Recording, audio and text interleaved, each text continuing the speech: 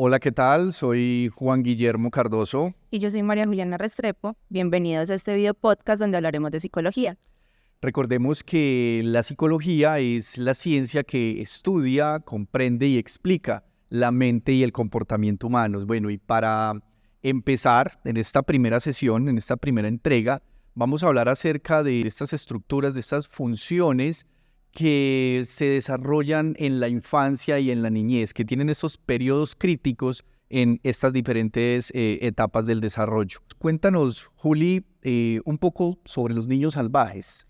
Bueno, el término niños salvajes es un término que se utiliza para referirse a aquellos niños que fueron criados bajo, o mejor dicho, sin el acompañamiento de ningún ser humano. Sí. Para estos niños existen 3 categorías para clasificarlos, ¿cierto? Tenemos el primero, que son aquellos niños que están cero contacto humano, o sea, fueron criados solos, se criaron solos.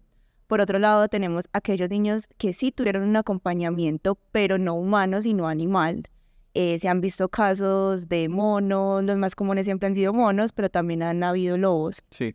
Y por último, son los niños que aunque no fueron criados en la selva, sí fueron criados en confinamiento. Y a estos niños también se les denomina niños salvajes.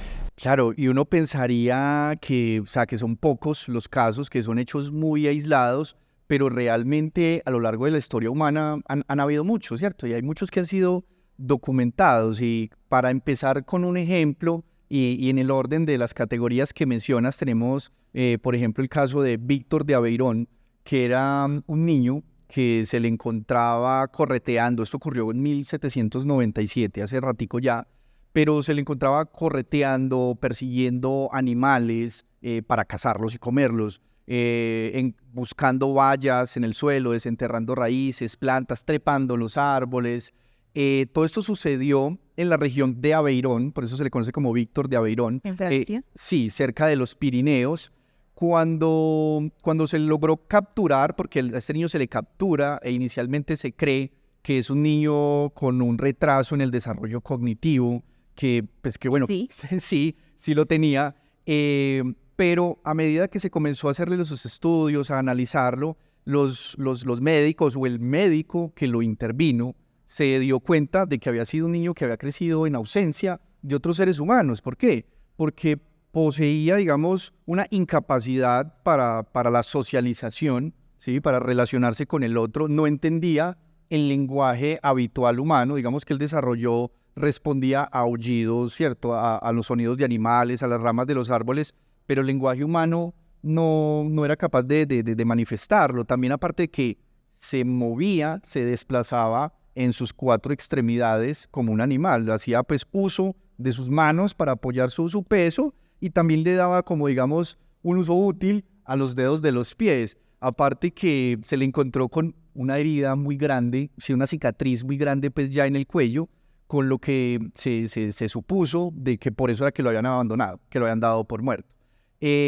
Por más intentos que se hicieron, no solo por el médico que lo trató inicialmente, sino luego otros, que se intentó recuperarlo, recapacitarlo, reformarlo a lo social, pues todo lo practicado en él fue infructífero. Sí, así mismo como Víctor tenemos el otro caso de las niñas Amala y Kamala, las cuales fueron 2 niñas encontradas en India en el año 20, por allá en los siglos 20. En el siglo XX, claro. Y pues fueron 2 niñas que el doctor que las encontró en una manada de lobos. Sí. Y cuando el doctor las vio, pues él pensó que los lobos les estaban haciendo daño. Entonces va a rescatarlas. Supuestamente. Y cuando él se acerca a las niñas, los lobos lo atacan. Ajá. Y ahí es cuando él se da cuenta de que es que las niñas son parte de la manada, o sea, son parte de ellos. Sí. Cuando se rescatan las niñas, pues la verdad muchos documentos no hay porque las niñas mueren posterior a esto, o sea, un tiempo muy corto después. Además creo que ellas tenían terribles trastornos pues alimenticios, ¿cierto? Una de las cosas fue que no comían carne cocinada. Sí, ellas estaban acostumbradas a comer la carne cruda, igual pues como los lobos. Sí, claro. Pero por último tenemos pues como el caso más documentado de la historia de los niños salvajes y es el caso de Ginny. Fue una niña encontrada en los años 70 y esta niña fue encontrada en confinamiento. Sí. Su padre la encerró durante toda su vida en una habitación donde solamente tenía pues una cama y una silla vasenilla y pues ahí estuvo toda su vida confinada hasta que fue encontrada cuando tuvo 13 años. A los 13 años pues la encontraron en unas condiciones inhumanas, tanto así de que tenía el peso de una niña de 6 años, no caminaba, no hablaba, no sabía masticar porque siempre fue alimentada con líquidos y tenía serios problemas de comportamiento, aparte de que no tenía nada de socialización, padre, y eso que no era muy humano, por lo que no le hablaba y cuando la iba a regañar le hacía sonidos animales, le comía, él le ladraba, entonces pues no era como muy humano que digamos. Sí, si uno se pone a mirar, digamos, estos casos son casos muy terribles, ¿cierto? Independientemente de cómo haya sido la forma en la que terminaron siendo niños salvajes, digamos, pues en el caso de Ginny, pues bueno, es evidente que fue culpa enteramente pues de su padre y sus propios problemas. Pero en los otros casos pudo ser porque se extraviaron y como muchos otros casos que pues no vamos a mencionar porque nos extenderíamos, pero hay otros que por ejemplo que han sido abandonados, ¿cierto? Hay muchas formas. Sin embargo, estos niños han dejado algo, digamos, muy fructífero a la ciencia, a la comprensión de la mente y del desarrollo de la mente humana. Lamentablemente, digamos, en el caso de Ginny, las investigaciones llegaron a ser excesivas, tanto de que si bien se sabe que el día de hoy Ginny, y creo que aún sigue con vida, pero continúa, digamos, como en el anonimato para evitar ser, digamos, vulnerada ante tanta investigación. Pero volvamos al tema de los niños salvajes, ¿cierto? En cuanto a lo rescatado, ¿qué tenían en común estos niños? Bueno, a grosso modo lo que ellos tenían en común era un grave problema o muchas dificultades en su lenguaje, en su caminar, en su alimentación también, Sí. en su comportamiento y nula socialización con los humanos. También tenían en común que, aunque se les trató de reformar, ¿cierto?, de recapacitar, de volver a recuperar estas funciones, todos esos intentos fueron infructíferos, como ya lo había mencionado antes. Sin embargo, queda claro de que hay unos periodos sensibles, ¿cierto?, de que hay unos periodos críticos y que cuando ya este tiempo se pasa, es muy difícil, casi que imposible, estimular o incentivar el desarrollo de estas funciones. Exactamente, o sea, lo que más nos han enseñado estos niños es de que existen estos periodos críticos, estos periodos sensibles para el desarrollo de ciertas habilidades como son el habla o el comportamiento o la socialización. O sea, estos niños nos demostraron que aunque se pueden llegar a adquirir estas habilidades después, como por ejemplo Ginny aprendió a hablar no como una persona normal, aprendió a unir hasta solamente 2 palabras y ahí se estancó su desarrollo, pero aprendió a hablar. Sí. Sin embargo, no llegó a ser el habla que se espera en una persona, digamos, común. Sí, digamos que ellos desarrollaron o lograron, digamos, desarrollar estas áreas de una forma muy precaria, porque, por ejemplo, en el caso de Víctor, él no se moría de hambre, ¿cierto? Él logró desarrollar, digamos, un poquito de estas habilidades, sin embargo, esto lo hacía más, era pues como por instinto de supervivencia, Para no morir. que por otra razón, ¿cierto? Y hay algo más que nos han enseñado estos niños, algo muy bonito, y es que no basta haber nacido humano para ser humano, ¿cierto? Se necesita del otro, se requiere del otro.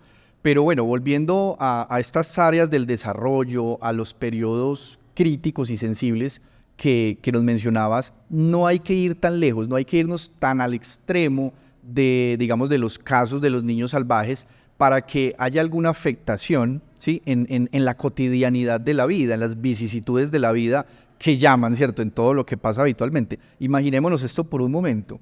Imagínate un niño de 1 año o año y medio, ¿cierto?, que de un momento a otro su madre se va y no regresa, ¿cierto? Él deja de verla. Resulta que la madre sufre un accidente de tránsito y ella queda hospitalizada. Y pasa un día, pasan 2 días, pasan 5 días y la madre no regresa a la casa, digamos que el desarrollo cognitivo a estas alturas en este niño, o sea, lo cognitivo aún no está lo suficientemente desarrollado para que este niño entienda, comprenda que, o sea, mi mamá sufrió un accidente. Cierto, la mamá sufrió un accidente, que está hospitalizada y por eso no puede regresar, pero su psiquismo, que está evolucionando, que está en desarrollo, sí interpreta esta ausencia, no como mi madre está hospitalizada, sino mi madre me abandonó, ¿cierto? asume esta ausencia como un abandono y fue algo, digamos, que se salió del control y que se salió de las manos de esta madre. Al cabo de un tiempo, la madre, digamos, regresa con su hijo y el hijo puede mostrarse un poco apático, puede mostrarse distante, ¿cierto? Incluso con enojo. Y digamos que al cabo de unos días, al cabo de un tiempo, todo puede regresar a la normalidad. Como aquí no pasó nada, ¿no? Otra vez la relación madre-hijo continúa floreciendo, continúa fluyendo, pero realmente ese vacío, ¿sí? De ese tiempo que estuvo el niño en ausencia de su madre, pero que él notó como abandono, ahí ya hubo algo, ¿cierto? Ahí ya queda un pequeño hueco en ese psiquismo, en lo socioemocional, que va a repercutir para el futuro de esta personita, que probablemente esto más adelante podrá detonarse por un evento de una carga pues, psíquica muy, digamos, importante en la adolescencia o en la adultez, y puede afectar principalmente en estos casos la forma de relacionarse con el otro. Sí, pero es que no es necesario que la madre esté ausente físicamente para que estos problemas surjan. Sí. Puede que esté ausente emocionalmente hablando. Y te voy a poner otro ejemplo de los miles de ejemplos que pueden haber, porque claro, pues ejemplos hay como personas ahí en el mundo. Sí. Pero otro ejemplo puede ser una madre con 3 hijos, ¿cierto? Es un niño menor, 1 año, 1 año y medio aproximadamente, y resulta pues de que a la madre se le muere un hermano. Sí. Fallece el hermano de la madre entra en este proceso de duelo, le duele, pues o sea, entra en este proceso de negación, en estas tristezas, y le transmite todas estas frustraciones, todos estos sentimientos negativos, se los transmite a su niño menor. Y aparte de eso, se desconecta emocionalmente de él, claro, por el proceso de duelo que está atravesando. Sí.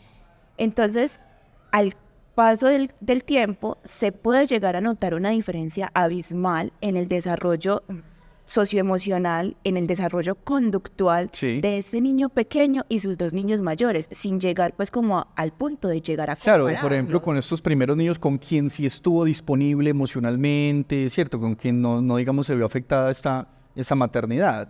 Exacto, entonces se puede virar pues de que no es necesario de que la ausencia sea física, ajá, sino también puede ser una ausencia puede haber otras formas, claro, y pueden haber muchos otros ejemplos. Quisiera poner uno más, porque es más, así como suceden accidentes, suceden muchas cosas, ¿cierto? Puede ser, por ejemplo, el cambio de estilo de vida de los padres que se movieron de ciudad, o la situación socioeconómica, que es un factor muy importante en el desarrollo del ser humano en cualquiera de sus etapas. Puede ser un desplazamiento forzado. Pueden ser muchas de las razones por las que una familia en general cambie su estilo de vida. Entonces, por ejemplo, el caso de 2 padres que tengan que irse a trabajar todo el día, y así como el ejemplo que mencionas, si tienen 3 hijos, y deben relegar el cuidado de su hijo menor, del hijo más pequeño, a los hermanos mayores, que son otros niños de 8 o 10 años, ¿cierto? Que ya lo entendemos que es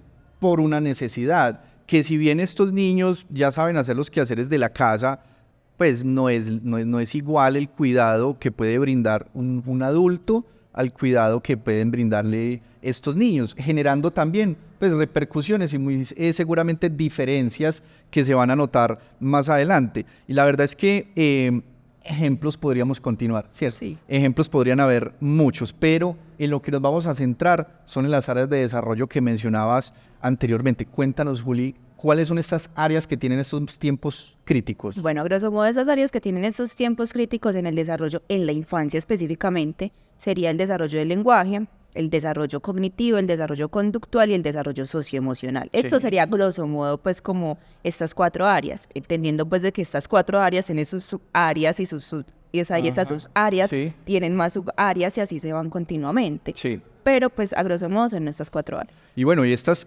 4 áreas, lo cognitivo, ¿cierto? El desarrollo cognitivo, el socioemocional, lingüístico, conductual, pues son realmente lo que nos hace humanos, lo que nos diferencia pues principalmente de las otras especies, que era como lo mencionábamos anteriormente, que los niños salvajes eran algo de lo que estaban desprovistos. Y como lo mencioné hace rato, Víctor no se moría de hambre, podía resolver ese tipo de problemas, pero no podía, llegar más allá. Por eso, para desglosarlo un poco, ¿cierto? Para dar a entender un poco mejor lo que hablas de esas subáreas, por decirlo así, que están dentro de estas áreas de desarrollo, hablemos un poco de lo cognitivo, ¿cierto? Que está compuesto por la resolución de problemas, por el pensamiento abstracto, por la memorización, la planificación, la imaginación, la creatividad. También tenemos, por ejemplo, el desarrollo lingüístico. En el desarrollo lingüístico está todo lo que son las habilidades de comunicación, el habla, las estructuras de oraciones y todo eso, los patrones Sí. de habla. En el comportamiento, en la conducta, tenemos el caminar erguido, la manera de caminar, la manera de comportarnos, la manera de mover las manos, entre otros. También en lo socioemocional tenemos lo que son las normas, las reglas, etcétera. Recordemos que todos los seres humanos venimos, digamos, preparados para que estas habilidades surjan, ¿cierto? Sí. Pero está demostrado con lo que dijimos ahorita de los niños salvajes, de que en la ausencia de otro ser humano es muy difícil de que estas habilidades surjan. O sí surgen, pero de una manera distinta a lo que habitualmente nosotros conocemos. O sea, surgen básicamente de la interacción y de la relación con el otro, ¿cierto? Sí, Eso es o lo que sea, estás diciendo. surgen a partir de los sentidos, de la herramienta pues, de los niños para desarrollar todas esas habilidades en sus sentidos, pero principalmente es el interactuar con el otro, o sea, el relacionarse con la otra persona. Hablemos por ejemplo, del lenguaje, ¿cierto? Que el lenguaje es una de estas funciones que nos diferencia de las otras especies, ¿cierto? Sobre todo porque nosotros tenemos un lenguaje más enriquecido, porque uno podría ver, digamos, indicios de lenguaje en otras especies de comunicación, pero no estamos hablando al mismo nivel, no estamos hablando a la misma escala, y que volvemos que era, digamos, como lo que sucedía con los niños salvajes.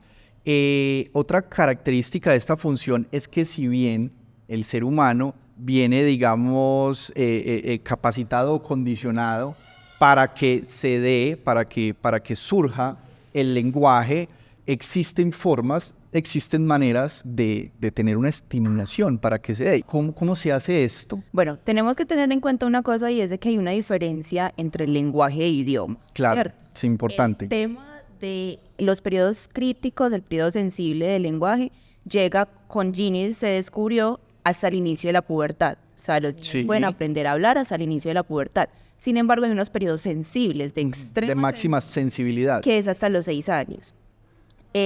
Un niño aprende a hablar, o sea, se supone que a los 5 años los niños ya deben de tener un promedio de 2000 palabras aprendidas. Sí. Que es un periodo, pues, desde que aprendí a hablar hasta los 5, un periodo muy corto de tiempo, y ya el léxico es impresionante. Sí. Pero, ¿cómo empieza todo esto? La comunicación básica es el llanto. Pues hablando desde los bebés empiezan a comunicarse desde su llanto. Los padres, es más, hasta aprenden a identificar el llanto de los bebés. Si es por dolor, si es por hambre, si es por incomodidad, si es porque están sucios. O sea, ellos hasta aprenden a identificar ese tipo de llanto. Sí, la diferencia de tonos. Pero vámonos un poquito más avanzados, a 6 meses, 7 meses, cuando el bebé empieza a balbucear. Cuando estos balbuceos comienzan, es como el precursor de ya empezar a hablar. Sí. Y cuando los bebés empiezan a balbucear, empiezan con palabras monosílabas. El papá, el mamá. Sí, y esto es muy curioso porque los padres interpretan estos balbuceos, estas repeticiones de papá o mamá. Y piensan que está diciendo mamá, piensan papá. que están diciendo mamá o papá. Y el bebé todavía está muy lejos de saber el significado de mamá o papá. Sin embargo, esto se vuelve como un círculo. ¿Por qué? Porque el padre se emociona tanto de ver a su bebé en esta etapa de balbuceo, de la emoción, y dijo su primera palabra, que incentiva al bebé a seguir haciéndolo. Entonces el bebé, al ver sus padres emocionados, a sus cuidadores emocionados, lo sigue haciendo, y así sucesivamente. Se convierte en una motivación mutua. Sí, ellos se motivan mutuamente hasta que empiezan sus primeras palabras. Y es que, por ejemplo, el caso de las primeras palabras, o más bien la primera palabra que pronuncian los niños, generalmente, ¿sí?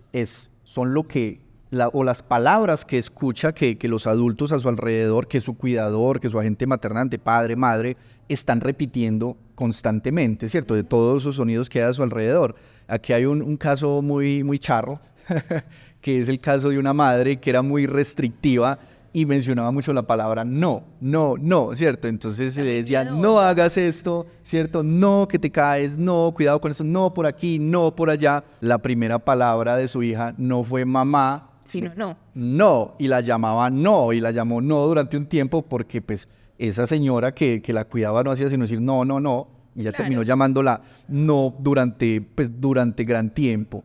Esto nos muestra la importancia que hay en el cómo se le habla al infante, al bebé, al niño, ¿cierto? Es mejor evitar esa conducta, digamos, de palabras infantilizadas, cuchi, cuchi, ¿cierto? Pues, que si bien son graciosas, sacan muchas sonrisas, sí, pero pues a la larga puede que no sean tan sanas. Lo mejor es hablar concretamente con palabras en el mayor de los casos y ojalá sean palabras relacionadas con su entorno, con ese mundo que está descubriendo.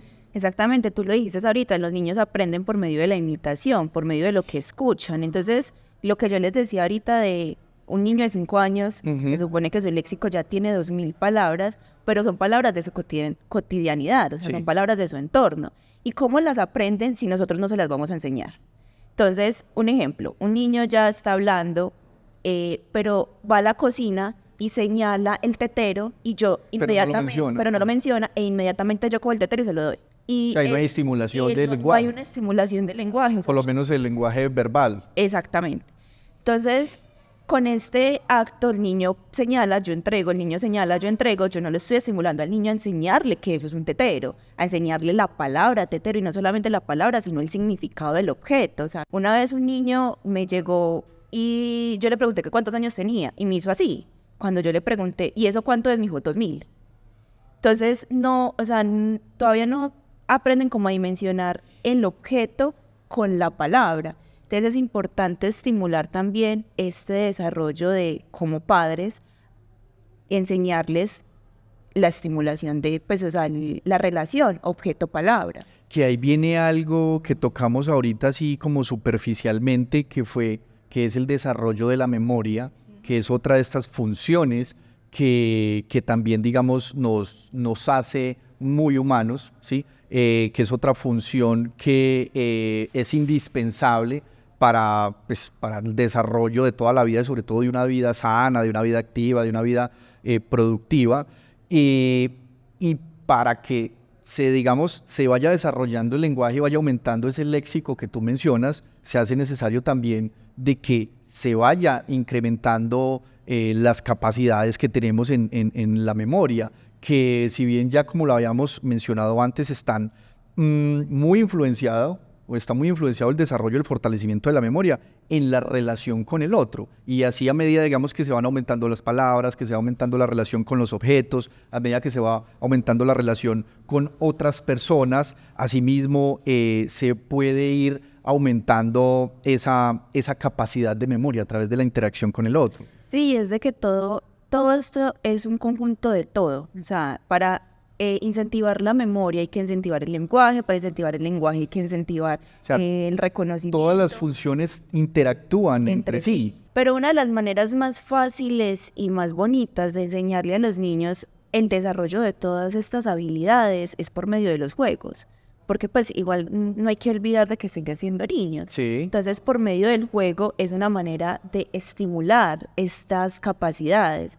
Y una de las cosas más bonitas cuando los niños empiezan a jugar simbólicamente. Pero antes del juego simbólico empieza lo que es el juego egoísta. Sí. El juego egoísta se da, digamos, entre 1 año, año y medio aproximadamente, y es cuando los bebés juegan absolutamente solos. Usted en una sala, pues, puede ver a 15 bebés de 1 año, año y medio, pero todos están jugando en algo completamente diferente. O sea, todos están jugando, cada uno, o sea, la niña puede estar con la muñeca, el niño puede esar con el carro, el otro con el armatodo, puede que estén por allá juntos, pero es porque el uno le quiere quitar el juguete al otro, pero no es porque estén jugando juntos.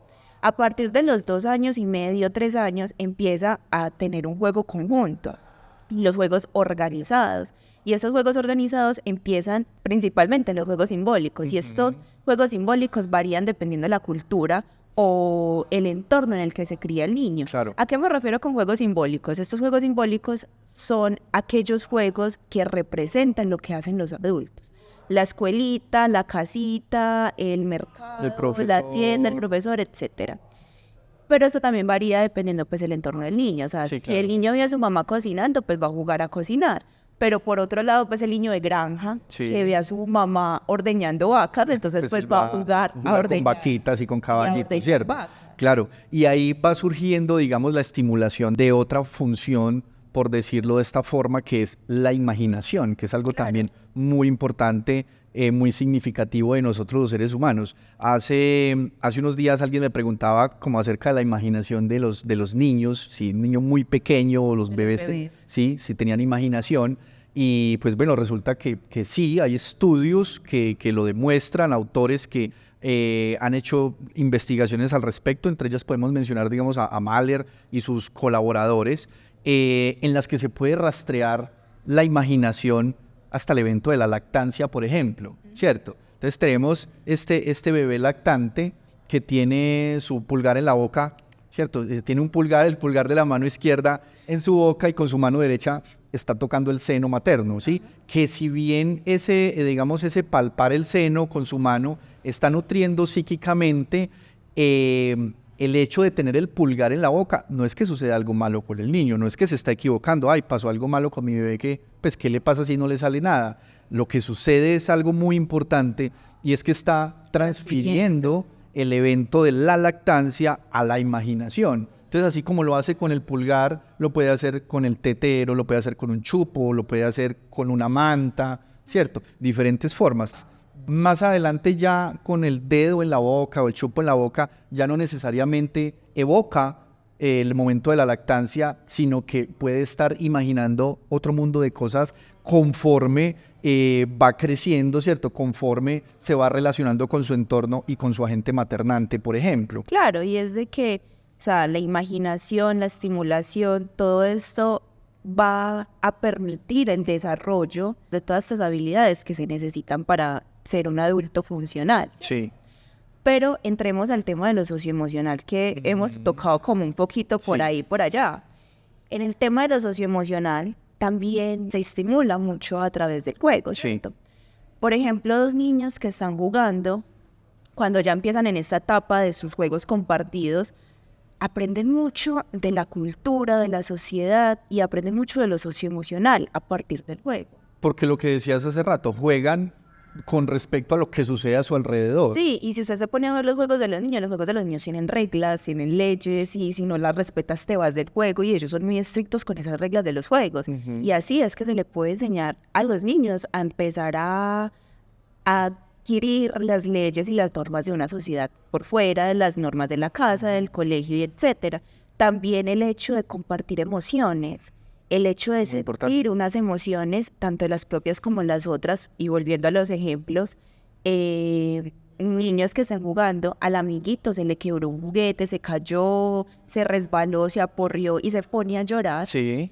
El otro amiguito, pues también dependiendo las reacciones de los adultos, pero el otro amiguito puede interpretar esto como de mi amigo está triste y empezar a desarrollar esa parte de la empatía, de identificar las emociones que el otro está sintiendo en ese momento. Aquí es muy importante, digamos, y con base en el ejemplo, y como decías hace rato, digamos en el caso de al niño que se le rompe el juguete, ¿cierto? Y se pone a llorar. Aquí es muy importante no solo la reacción del niño que se puso a llorar, es muy importante también la reacción que tiene el adulto ante este evento, Claro. ¿cierto? Se comporta contenedor, ayuda a controlar la situación, o por el contrario, lo que hace es que tira un cerillo, ¿cierto? Y hace que todo se incendie, por ejemplo, como, ves, lo rompiste, o le infunda Lo culpabiliza. sentimientos de culpa, si ves, rompiste el juguete, ¿cierto? Entonces No es te muy vuelvo a diferente, comprar nada. es muy diferente la forma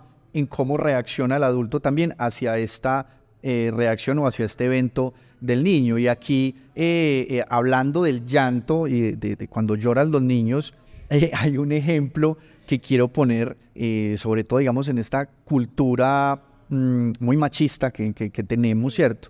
En la que, por ejemplo, el niño llora, ¿cierto? Y un padre que le dice, los niños no lloran, o más bien, los hombres no lloran, ¿cierto? De inmediato le está quitando esa posición de niño. Le dice, los hombres no lloran, usted no llore.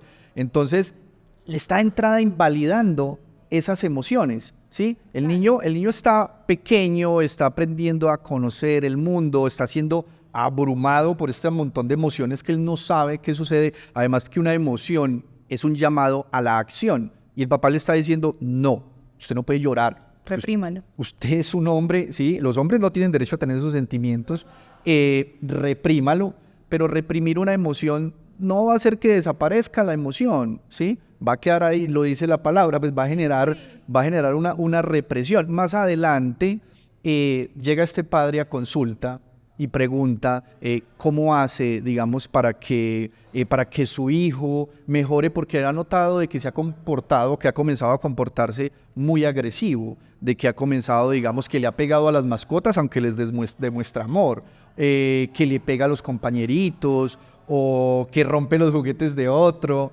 o que no está dando los resultados esperados en el jardín. Bueno, muchas otras, digamos, reacciones o consecuencias. Y a veces como adultos se nos dificulta relacionar el hecho de decirle al niño pequeño no llore, ¿cierto? Usted no llore porque usted es un hombre, y la relación que tiene con su comportamiento, que no le encontramos explicación, ¿cierto? ¿Por qué se está comportando así? Pero si desde un principio no se le está enseñando a gestionar estas emociones, él va a buscar la forma de liberarse esa carga que tiene reprimida. Exactamente, es que hay que tener en cuenta una cosa, y es algo importante que como adultos hay que entender, y es que esto no es una guerra, esto no es un ring de boxeo entre niños y adultos. Acá hay que entender de que los niños están experimentando muchas cosas por primera vez, y entre esas cosas que están experimentando son esas emociones, y que ellos no saben dónde ponerlas. Nosotros como adultos somos los que le tenemos que enseñar a los niños dónde poner sus emociones, cómo gestionarlas de una manera saludable, de una manera sana, porque de ahí empieza todo. Es más, gestionar estas emociones desde la niñez puede llegar a ser una prevención para muchas enfermedades mentales. Con esto no quiero decir de que enseñarle a gestionar las emociones a los niños ya se van a acabar la depresión, la ansiedad, no. Pero sí es una manera, digamos, de prevenir estas enfermedades. Sí. Desde la prevención podemos enseñar a gestionar las emociones. ¿Y desde dónde se empiezan a enseñar esta gestión emocional? Desde la infancia.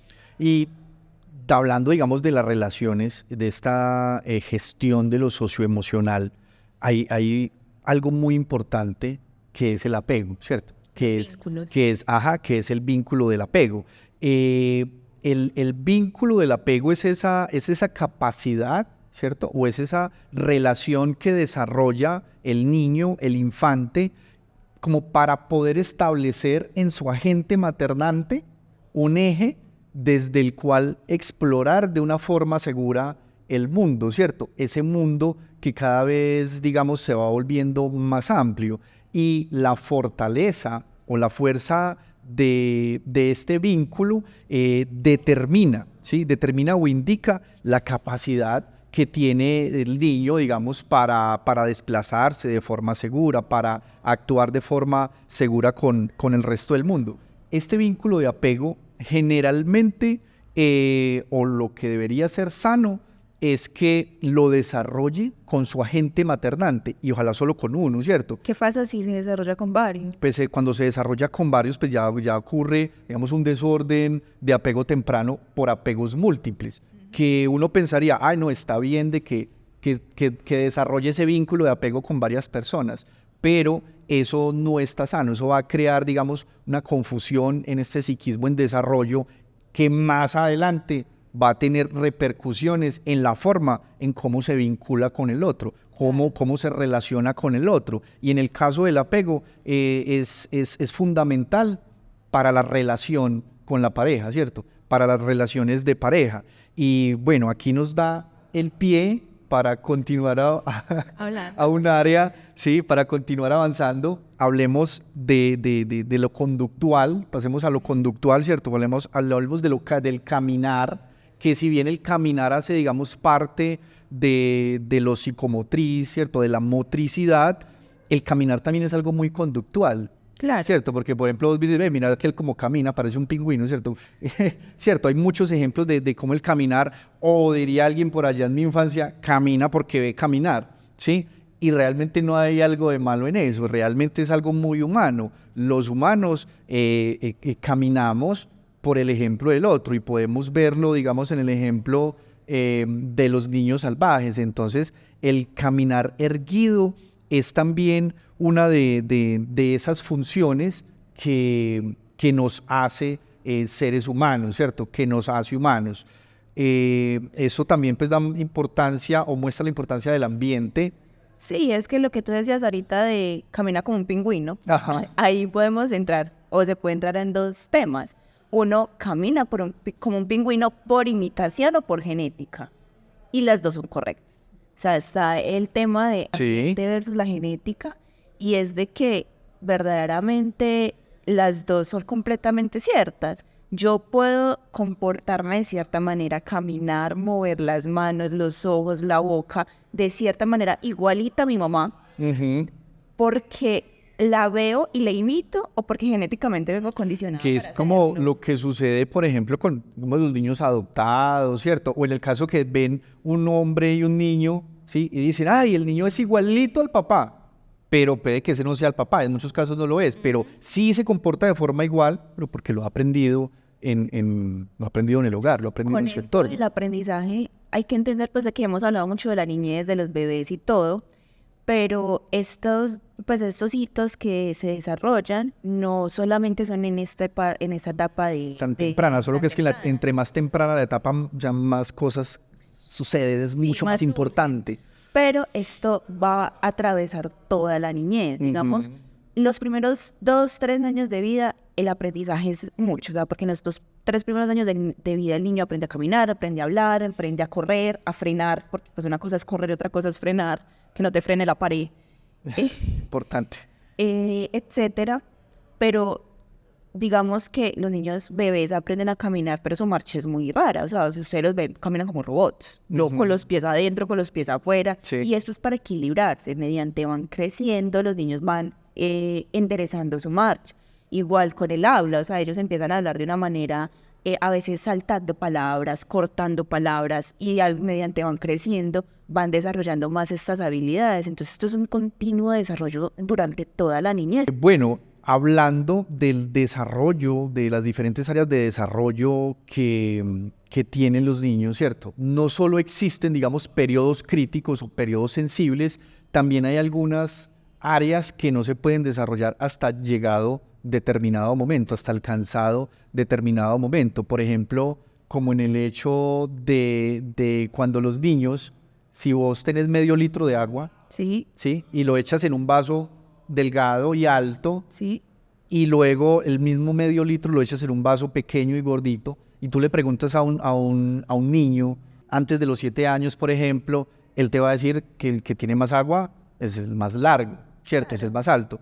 Pero ya, por ejemplo, cuando alcanza la etapa de las operaciones concretas, diría Piaget, ¿cierto? Después de los 7 años, ya él puede diferenciar. Pero antes de esta etapa es casi que imposible. Entonces, por eso a veces forzar al niño a ciertas labores, aunque llegue a hacerlo, no necesariamente puede ser porque lo esté comprendiendo y lo esté asimilando. Exactamente, o sea, hay que entender de que los niños tienen sus etapas Ujú, y no hay que forzarlos y ni compararlos. ujú. O sea, cada niño es un mundo completamente diferente y ni comparar con el hermano, ni comparar con el primo, ni con el vecino, ni con el amigo, que porque el niño, no sé, porque mi hijo mayor caminó a los 18 meses, entonces a los 17 meses yo estoy parando a mi niño pequeño porque tiene que caminar igual a los 18 meses como su hermanito. No, puede que lo haga antes, puede que lo haga después, e igualmente está dentro del periodo normal de aprender a caminar. Entonces no hay que comparar el desarrollo de un niño con el desarrollo de otro niño, porque cada uno tiene su propio ritmo, cada uno va a su propio paso. Sí, que aunque sea posterior o que sea anterior, igual sigue estando dentro de lo normal. Sí, Y para ir continuando, ir finalizando, hay otra, digamos, estructura que me gustaría mencionar antes de que termináramos y que es una instancia psíquica más bien, que es el super yo, desde la perspectiva freudiana, ¿cierto? Existen pues 3 instancias psíquicas que conforman el psiquismo humano, que es el ello, el yo y el superyo, donde el ello hace referencia a todo lo que son los deseos, los impulsos, las pulsiones. El superyo es la norma, ¿sí? Todo esto que se establece dentro del hogar, las creencias, y el yo, pues es el que está aquí en medio, ¿sí? El que está mediando entre esos deseos y la norma, ¿sí? Claro. Y esta norma, este super yo que puede llegar a ser muy laxo, muy permisivo, como puede llegar a ser muy estricto, se da o surge también hasta más o menos alcanzado los 7 años. Y recordemos que la norma, las creencias, todo esto es algo que se estimula o que se establece desde el hogar y que es una estructura, que es una instancia, una función que nos va a seguir, que nos va a servir para toda la vida en la forma, digamos, en cuando nosotros vamos a realizar algún acto o a tomar cualquiera de nuestras decisiones. Bueno, para finalizar ya completamente, recordemos que los niños son niños, sí, y que no hay que prohibirles sus etapas de niños o restringirles estas etapas, porque son los futuros adultos, los futuros profesionales, el futuro del mundo, y el mundo está en las manos de ellos. Entonces vamos a criarlos como robots, siendo demasiado estrictos en la crianza. Recuerden que la crianza son líneas muy delgadas para cruzar. Exactamente, casi que imperceptibles. Sí, entonces hay que entender de que los niños son niños y que tienen que vivir sus etapas como niños, que hay que jugar, que hay que estimular, que hay que tener mucha paciencia, y que acá los adultos somos nosotros, y que tenemos que entender el comportamiento y el desarrollo de estos niños, porque pues igualmente por medio de este desarrollo y como actuemos nosotros, es que ellos futuramente van a actuar también. Y cabe resaltar que pues bueno, que si bien tocamos todas estas diferentes áreas y digamos que cada una de estas funciones o subfunciones podríamos hacer, ¿cierto? Podríamos hacer una presentación, podríamos hacer un video, una clase, un libro, de cada una de estas funciones. Claro. Sin embargo, lo importante acá es dar a entender, o eso que digamos mencionabas tú hace rato, de comprender que los niños son niños, ¿cierto? Que hay diferentes etapas del desarrollo en el ser humano, tanto en los niños como pues, posteriormente avanzando la edad o hacia la edad adulta. Pero también hay algo muy importante que surge de todo esto, y es que nos vamos dando cuenta que los seres humanos, ¿cierto? Que nosotros, los seres humanos, somos lo que somos gracias a esa historia rica que tiene la humanidad, a esa capacidad que hemos tenido de muchos años, ¿cierto? De ir pasando, de ir transmitiendo esas capacidades. Sin embargo, así como tenemos esa capacidad de ser gigantes y de en otras ocasiones montarnos en hombros de gigantes para continuar en este avance en muchos aspectos, ¿cierto? En lo cognitivo, en lo socioemocional, que aún pareciera que somos unos párvulos. Lamentablemente así también tenemos capacidades de transmitir otras disfuncionalidades, de transmitir trastornos, ¿cierto? De transmitir patrones de comportamiento familiar que son muy comunes y se transmiten, así como transmitimos lo bueno, también estamos transmitiendo otras cositas que digamos que pueden llegar a generar malestar en algunas personas en lo individual, como puede llegar, digamos, a el hecho de una persona ser como es, puede generar malestar en muchas otras, sí, y en muchas otras personas también, en la comunidad, por ejemplo. Bueno, yo creo que ya con esto vamos dando cierre. Bueno, pues muchas gracias, esto es todo por el día de hoy. Recuerde que pues vamos a realizar estos videos periódicamente, sí. Entonces pues los vemos aquí en una próxima ocasión. Hasta Esperemos luego. que haya sido de su agrado. Chao, chao. Chao.